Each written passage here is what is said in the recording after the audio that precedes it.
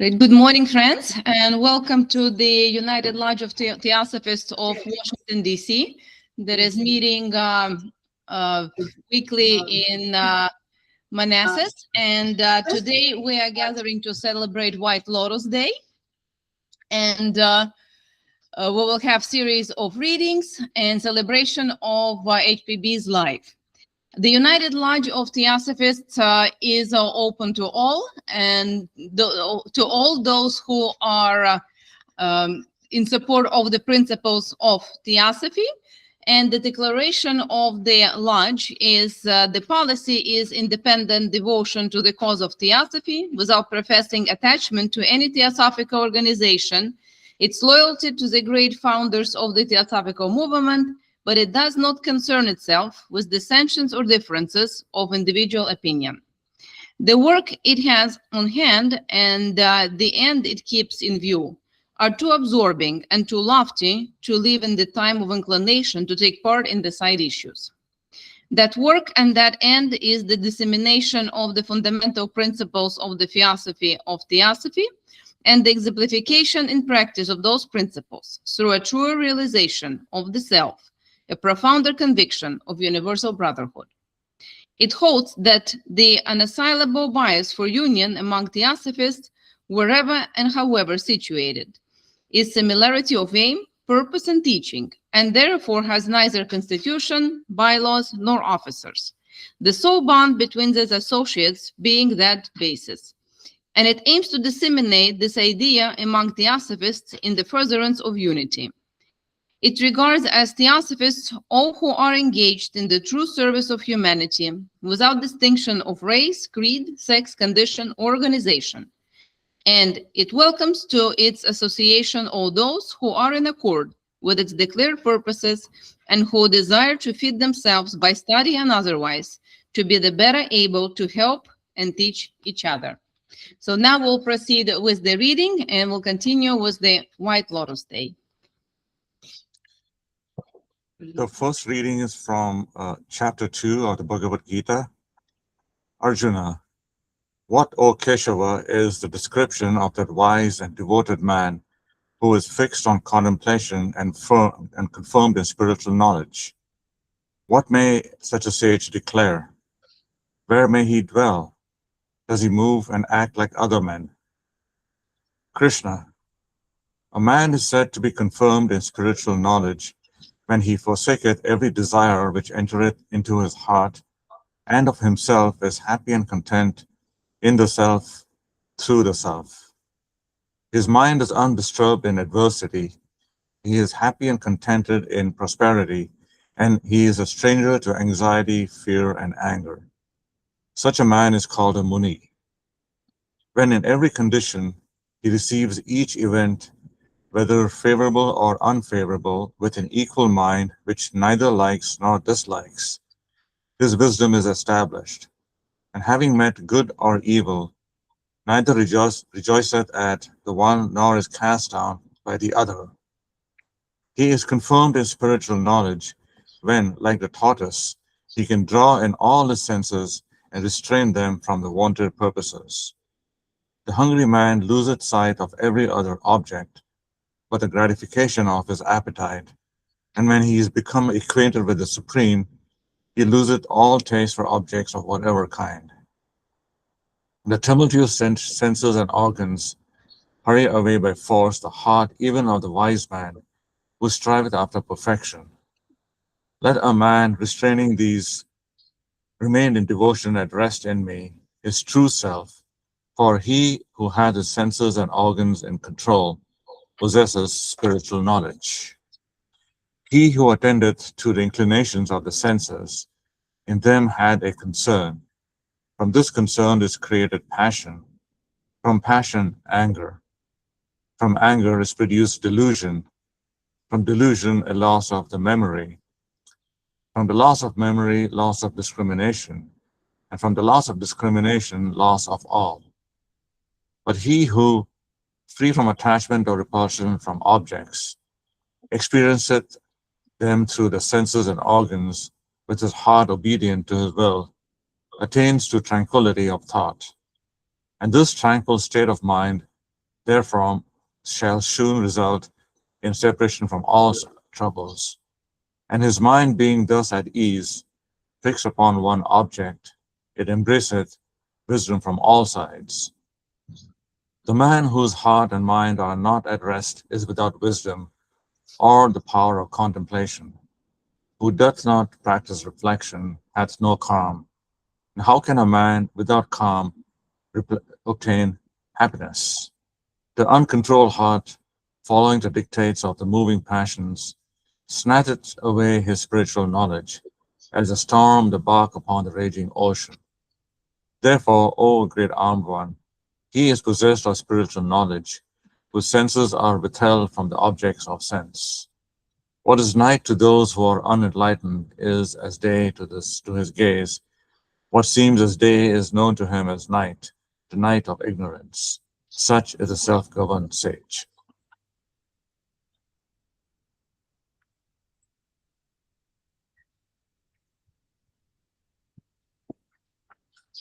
The second reading from Light of Asia. Pray not, the darkness will not brighten. Ask not from the silence, for it cannot speak. Vex not your mournful minds with pious pains. O brothers, sisters, seek, not from the helpless gods by gift and hymn, nor bribe with blood, nor feed with fruit and cakes. Within yourselves deliverance must be sought. Each man his prison makes. Each has such lordship as the loftiest ones, nay, for with powers above, around, below, as with all flesh and whatsoever lives, act makes joy and woe. What has been brings what shall be, and is worse, better, last for first and first for last.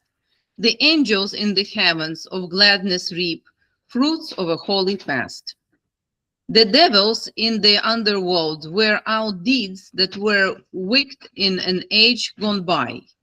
Nothing endures, fair virtues waste with time. False sins grow purged thereby. Who toiled a slave may come in you a prince. For gentle worthiness and merit won, who ruled a king may wander earth in rags, for things done and undone. Higher than Indra's eye, higher than Indra's, ye may lift your lot, and sink it lower than the worm or nut. The end of many myriad lives is this, the end of myriads that. Only while turns this wheel invisible, no pause, no peace, no staying place can be. Who mounts will fall, who falls may mount, the spokes go round unceasingly. If ye lay bound upon the wheel of change, and no way whereof breaking from the chain, the heart of boundless being is a curse, the soul of things fell pain. Ye are not bound, the soul of things is sweet, the heart of being is celestial rest. Stronger than woe is will, that which was God don't pass to better best.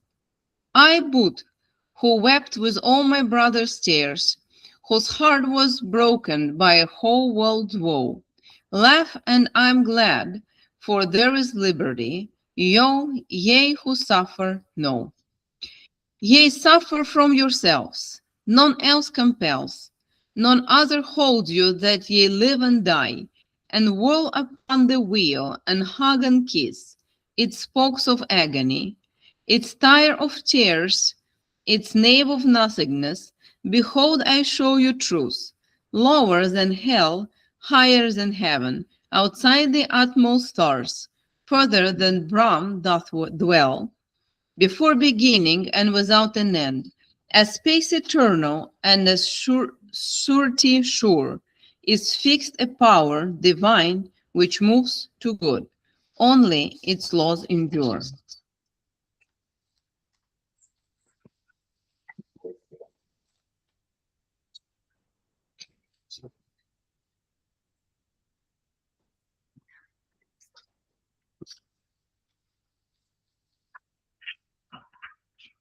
Reading number 3 is from The Key to Theosophy by Blavatsky. In the present state of society, especially in so-called civilized countries, we're continually brought face to face with the fact that large numbers of people are suffering from misery, poverty, and disease. Their physical condition is wretched, and their mental and spiritual faculties are often almost dormant. On the other hand, many persons at the social scale are leading different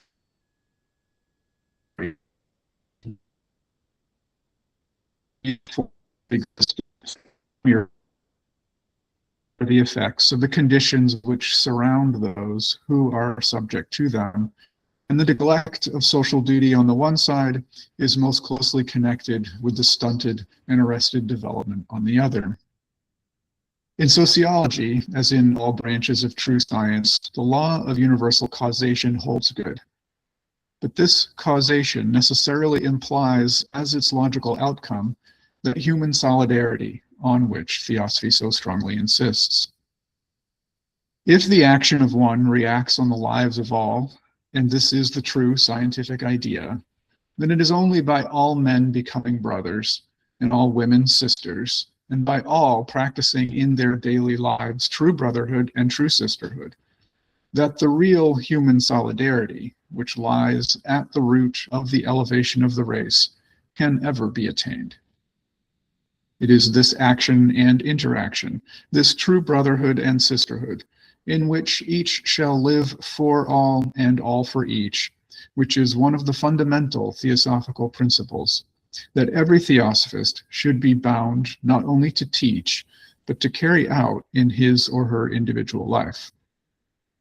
Look for a moment at what you would call the concrete facts of human society. Contrast the lives not only of the masses of the people, but of many of those who are called the middle and upper classes, with what they might be under healthier and nobler conditions, where justice, kindness, and love were paramount, instead of the selfishness, indifference, and brutality which now too often seem to reign supreme. All good and evil things in humanity have their roots in human character, and this character is, and has been, conditioned by the endless chain of cause and effect. But this conditioning applies to the future as well as to the present and the past. Selfishness, indifference, and brutality can never be the normal state of the race. And to believe so would be to despair of humanity, and that no theosophist can do. Progress can be attained, and only attained, by the development of the nobler qualities. Now, true evolution teaches us that by altering the surroundings of the organism, we can alter and improve the organism. And in the strictest sense, this is true with regard to man. Every theosophist, therefore, is bound to do his utmost to help on, by all the means in his power, every wise and well-considered social effort which has for its objective the amelioration of the condition of the poor. Such efforts should be made with a view to their ultimate social emancipation, or the development of the sense of duty in those who now so often neglect it in nearly every relation of life. Much must necessarily be left to the individual judgment. One general test may, however, be given. Will the proposed action tend to promote that true brotherhood, which is the aim of Theosophy to bring about? No real theosophist will have much difficulty in applying such a test. Once he is satisfied of this, his duty will lie in the direction of forming public opinion. And this can be attained only by inculcating those higher and nobler conceptions of public and private duties which lie at the root of all spiritual and material improvement. In every conceivable case, he himself must be a center of spiritual action, and from him and his own daily individual life must radiate those spiritual forces which alone can regenerate his fellow men. It is this very law of karma which gives strength to all that I have said. The individual cannot separate himself from the race, nor the race from the individual. The law of karma applies equally to all, although all are not equally developed. In helping on the development of others, the Theosophist believes that he is not only helping them to fulfill their karma, but that he is also, in the strictest sense, fulfilling his own. It is the development of humanity, of which both he and they are integral parts, that he has always in view, and he knows that any failure on his part to respond to the highest within him retards not only himself, but all in their progressive march. By his actions, he can make it either more difficult or more easy for humanity to attain the next higher plane of being. And now we'll have a short biographical talk on H.P. Blavatsky.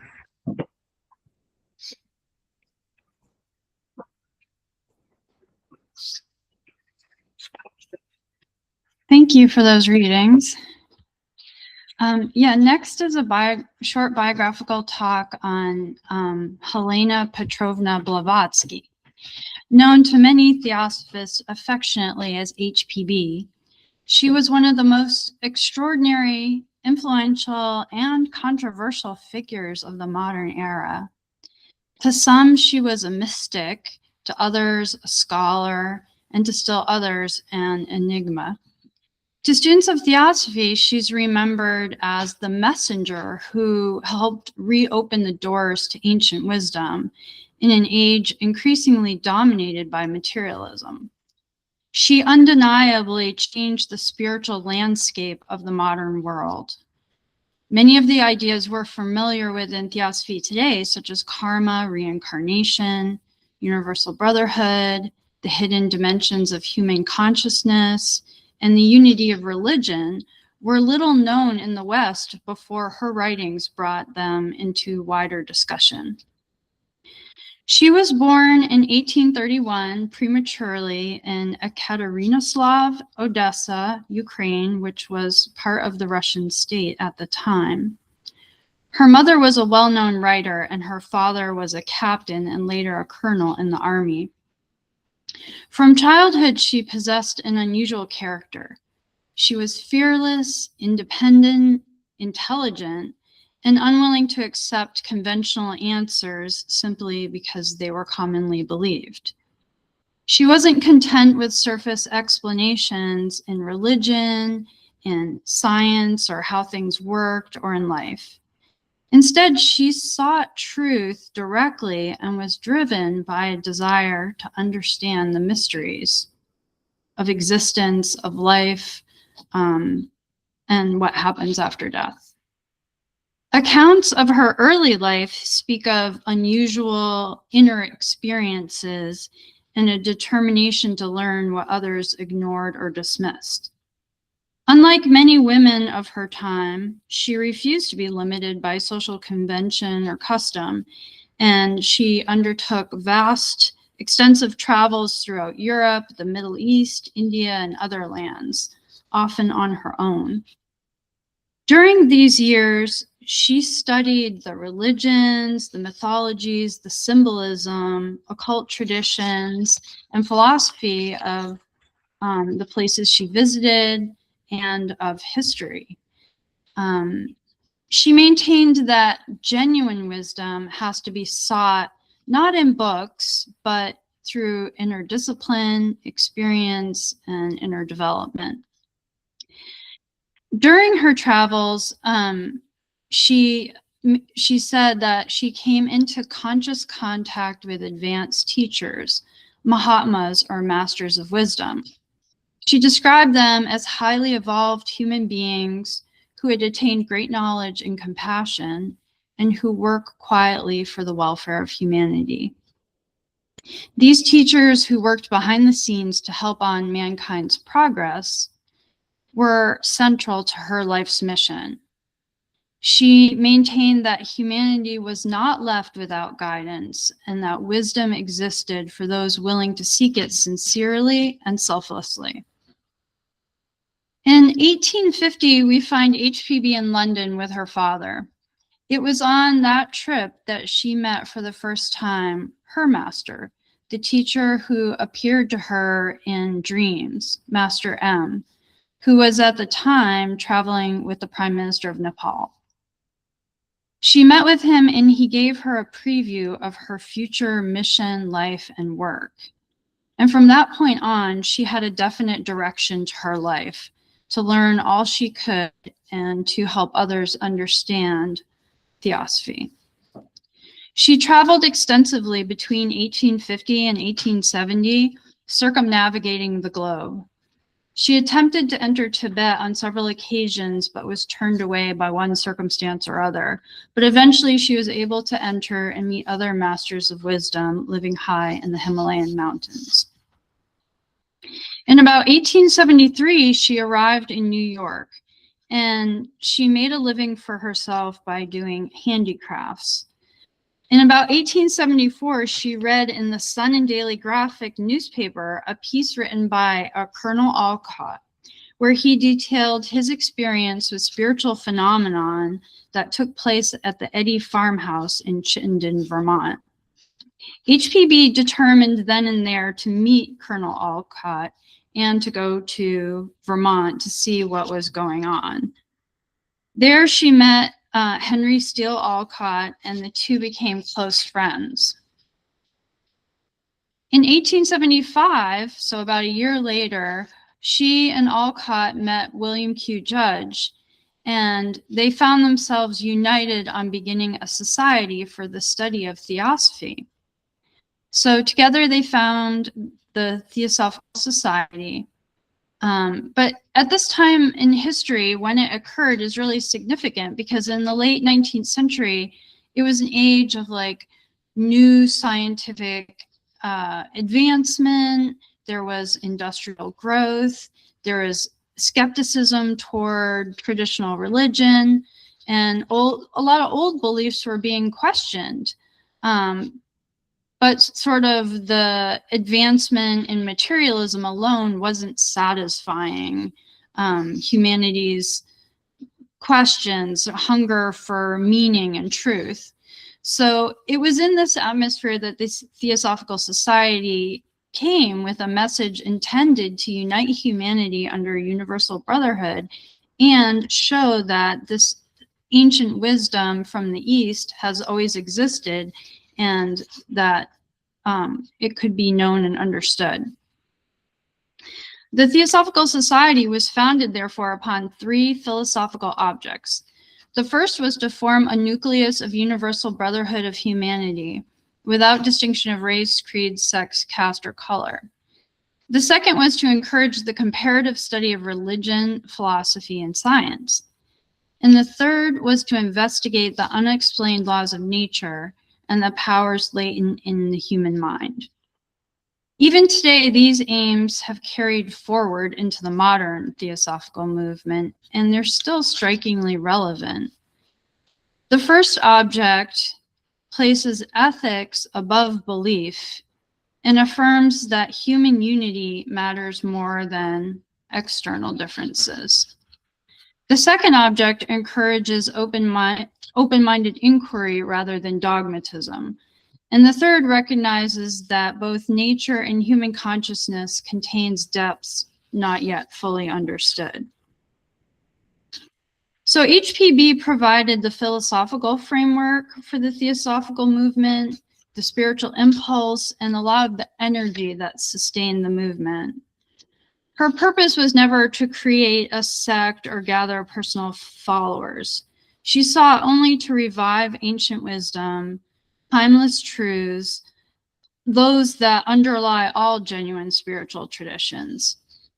She encouraged all inquirers to test, check, and verify any statements made in Theosophy, to think independently, and to follow the ideals she inculcated in her writings, not to follow her personal example.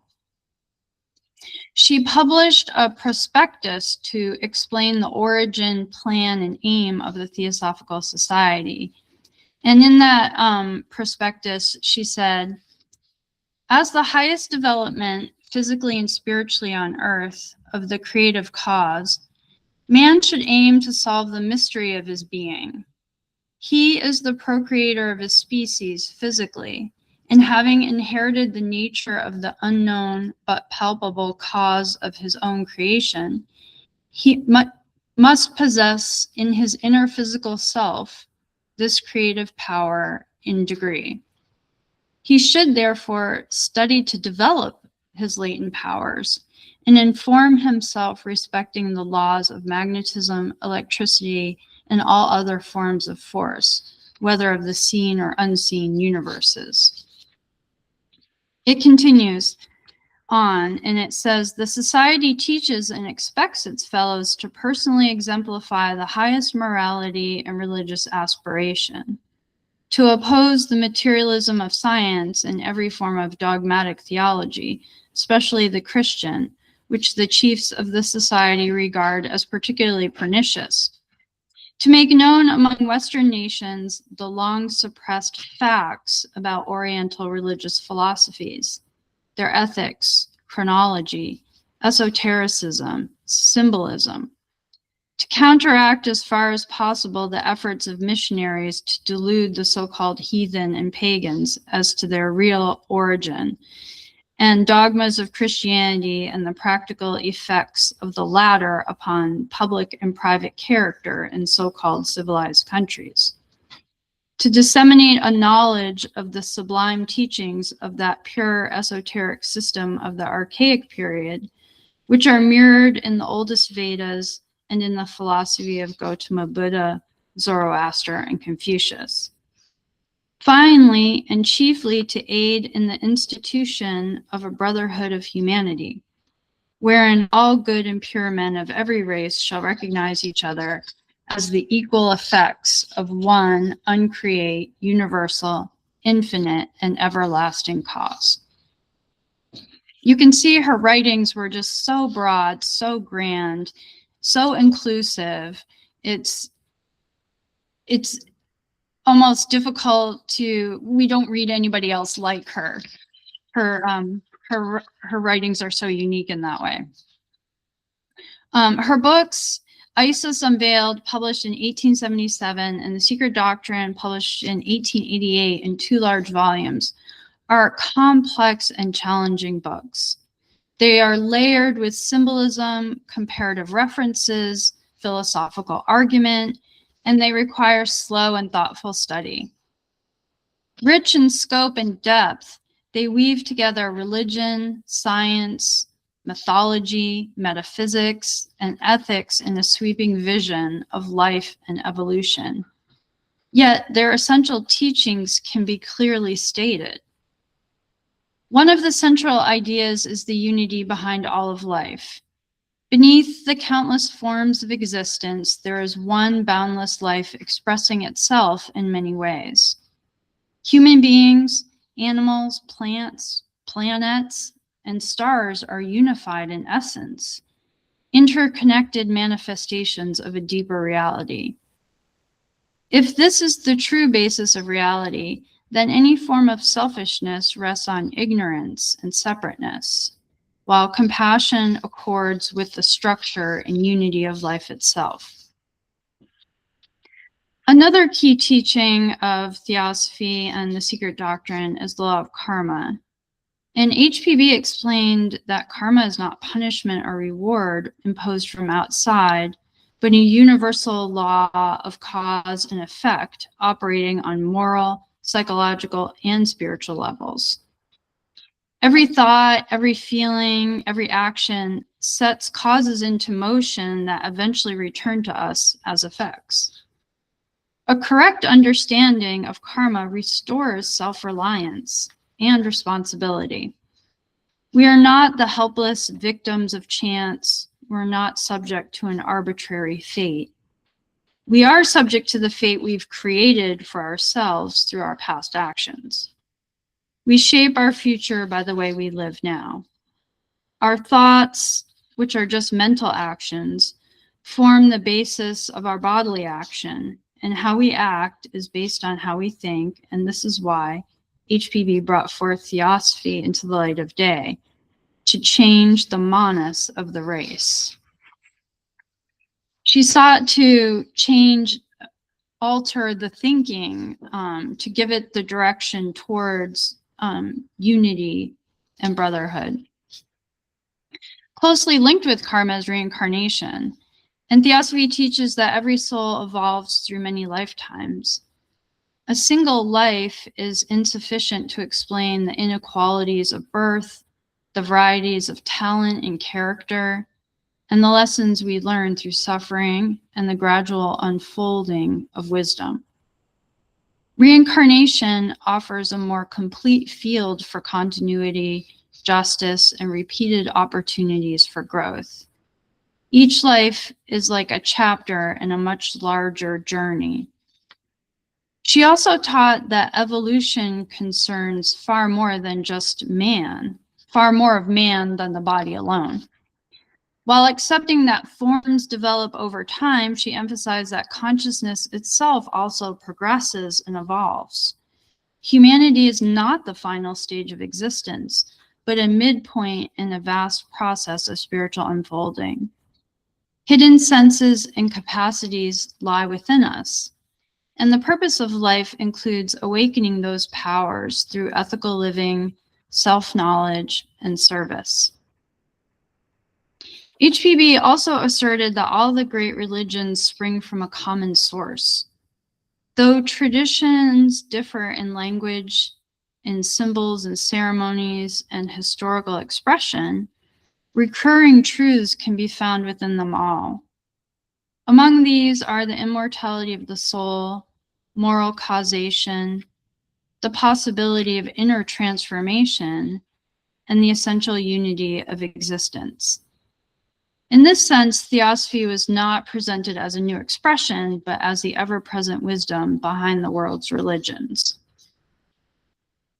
H.P.B wrote, volumes, but it wasn't just books. Her literary labor was immense.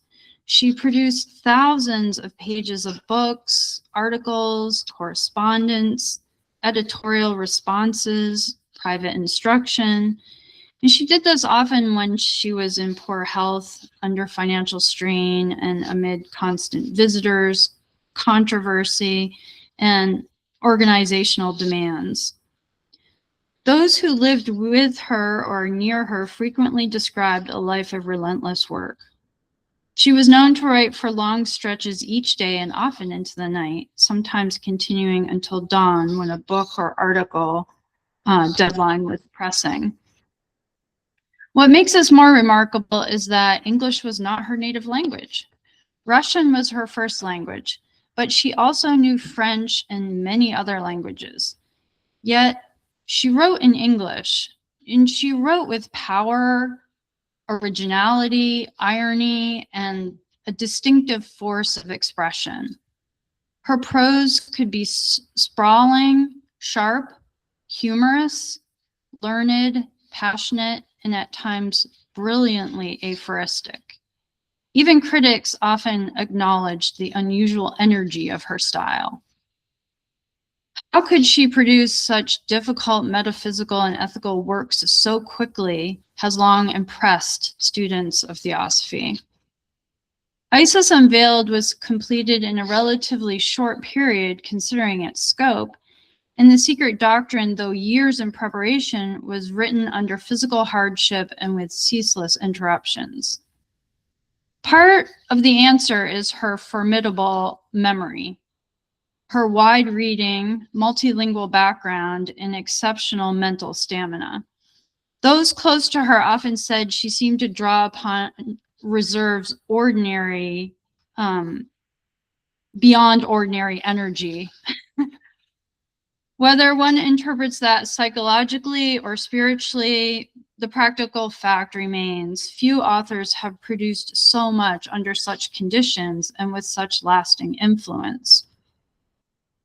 Despite her poor health, financial hardship, and controversies seem to always swirl around, The Secret Doctrine was published in 1888 after just a few years of writing, and it's often regarded as her greatest work.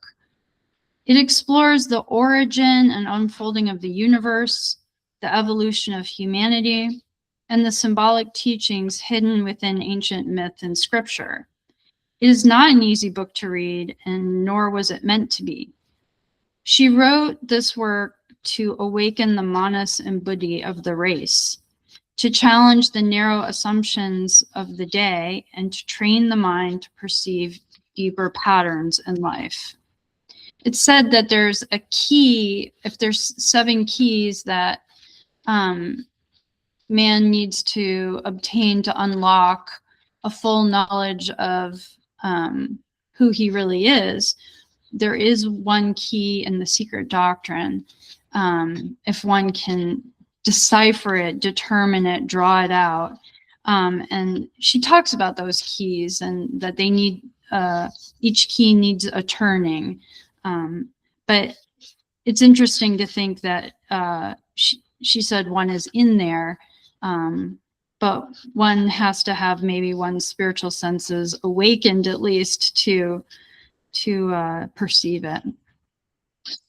Despite these achievements, she faced a lot of opposition during her life. She was accused of things, ridiculed, misunderstood, and attacked by critics from many sides. Religious authorities objected to her comparative approach. Materialists dismissed her interest in occult subjects. Scientists felt threatened by her logic. Others reacted strongly to her forceful personality, which could be generous and humorous at one moment, but sharp and uncompromising at other moments. She did not fit the conventional expectations of sanctity or social respectability of the late 1880s. But despite all this, her work endures because it answers genuine questions, and even, one might say, meets the needs of the awakening mind. Many people desired the answers to life's questions, and in Theosophy, they find a bridge between science and spirituality, reason and intuition, East and West. Her relationship with William Q. Judge is especially meaningful. Mr. Judge recognized early on the importance of her mission and worked tirelessly in America to preserve the original impulse of the movement. Because while she started here in New York, she went to India and then to Europe and was bringing Theosophy all over Western civilization. But Mr. Judge stayed here primarily in America. If H.P.B. presented the vast philosophical vision, Judge emphasized its practical application in daily life through devotion, duty, self-mastery, and service. In this way, they complemented each other. She opened the doors of philosophy, while he helped many learn how to walk the path. Is H.P.B. still relevant today? The answer must be yes, because many of the problems she confronted remain with us. We continue to witness material progress without a corresponding growth in moral wisdom. We still see division based on race, creed, class, and ideology, while an abundance of information too often exists without an equal depth of understanding. Her call for Universal Brotherhood remains largely an unfinished work. In an age marked by polarization, her encouragement of comparative study and mutual understanding is as necessary as ever.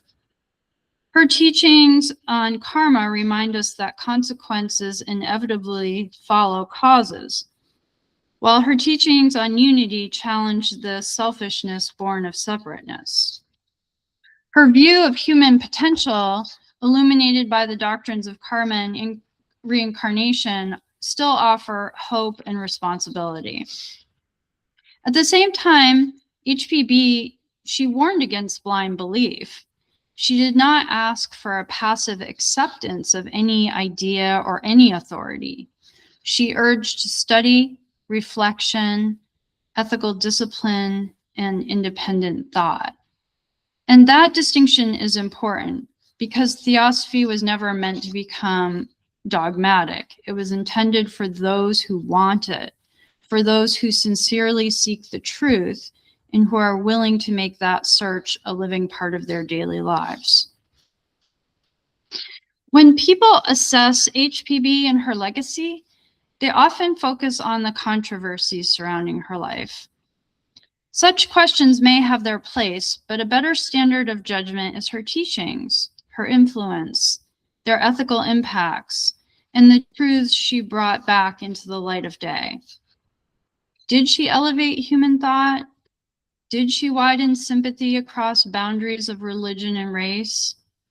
Did she restore forgotten truths to modern discussion? Did she inspire lives of service and self-examination? By that measure, her influence is immense. H.P.B's body died in 1891, but the great themes she brought forward remain very much alive. She called attention to life's deeper purpose, to the truth that we are not isolated beings, but expressions of one universal life, and to the reality of justice working through moral law. She taught that humanity can evolve inwardly as well as outwardly, and that there exists a wisdom deeper than sectarian division, and older than recorded history. Whatever view one takes of her personality, these enduring ideas continue to challenge thought, enlarge sympathy, and inspire the search for truth. She asked us to seek truth. The motto associated with the Theosophical movement expresses her spirit well. There is no religion higher than truth. If we remember that, then we honor her not merely in words, but in practice. And now we have a final reading.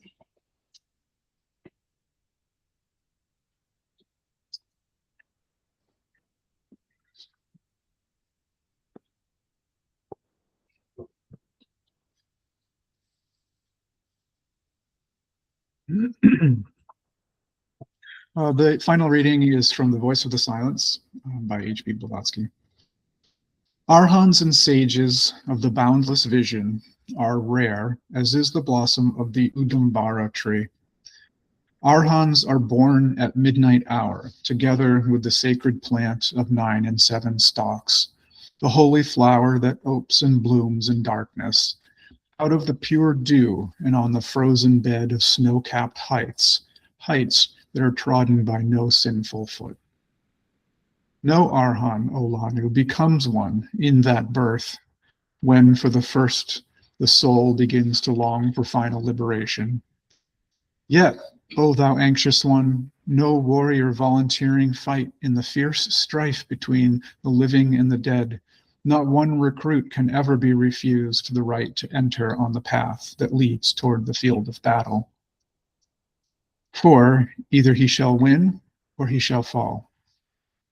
Yea, if he conquers, nirvana shall be his, before he casts his shadow off his mortal coil, that pregnant cause of anguish and illimitable pain. In him will men a great and holy Buddha honor. And if he falls, e'en then he does not fall in vain. The enemies he slew in the last battle will not return to life in the next birth that will be his. But if thou wouldst nirvana reach, or cast the prize away, let not the fruit of action and inaction be thy motive, thou of dauntless heart. Know that the Bodhisattva, who liberation changes for renunciation, to don the miseries of secret life, is called thrice honored, O thou candidate for woe throughout the cycles. The path is one disciple, yet in the end twofold. Marked are its stages by 4 and 7 portals. At one end, bliss immediate, and at the other, bliss deferred. Both are of merit the reward. The choice is thine. One becomes the two, the open and the secret. The first one leadeth to the goal, the second to self-immolation. When to the permanent is sacrificed immutable, the prize is thine. The drop returneth whence it came. The open path that leads to the changeless change, nirvana, the glorious state of absoluteness, the bliss past human thought. Thus, the first path is liberation, but path the second is renunciation, and therefore called the path of woe. That secret path leads the Arhan to mental woe unspeakable, woe for the living dead, and helpless pity for the men of karmic sorrow. The fruit of karma sages dare not still. For it is written, teach to eschew all causes, the ripple of effect as the great tidal wave, thou shalt let run its course. The open way, no sooner hast thou reached its goal, will lead thee to reject the bodhisattvic body and make thee enter the thrice glorious state of Dharmakaya, which is oblivion of the world and men forever. The secret way leads also to paranirvanic bliss, but at the close of kalpas without number, nirvanas gained and lost from boundless pity and compassion for the world of deluded mortals. But it is said, the last shall be the greatest. Samyak Sambuddha, the teacher of perfection, gave up his self for the salvation of the world by stopping at the threshold of nirvana, the pure state. Thou hast the knowledge now concerning the two ways. Thy time will come for a choice, O thou of eager soul. When thou hast reached the end and passed the seven portals, thy mind is clear. No more art thou entangled in delusive thoughts, for thou hast learned all. Unveiled stands truth and looks thee sternly in the face.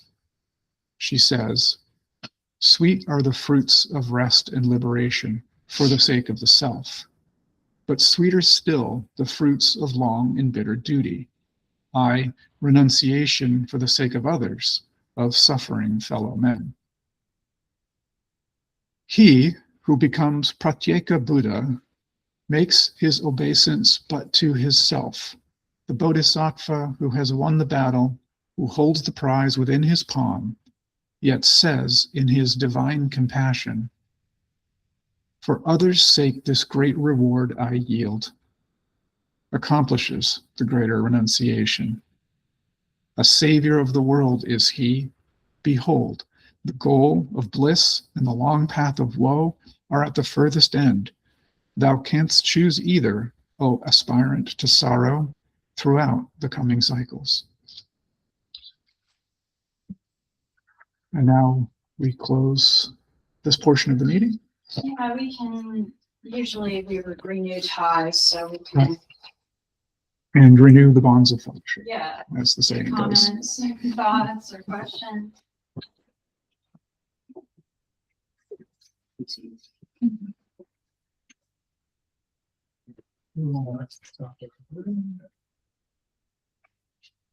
The recording or Cyrus? Cyrus says, do you want to stop the recording now? And then we can just talk informally?